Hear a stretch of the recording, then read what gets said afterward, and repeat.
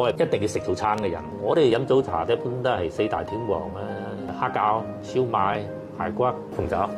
早茶可以說在深圳灣這一片很受客人歡迎的。即係講客戶嘅需求咁高，樣樣嘢都係手工製作，現場調味，現場嗰度會包造型再切配，全程係手工啦。即係講從鳳爪嘅隻製作加工到我哋上到餐台用到3個多鐘4個鐘。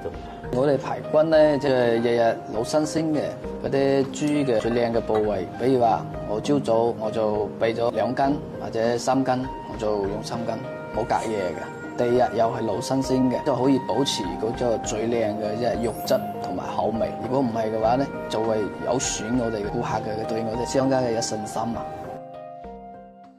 道點心其實都係咁複雜，都係要花咁多心思。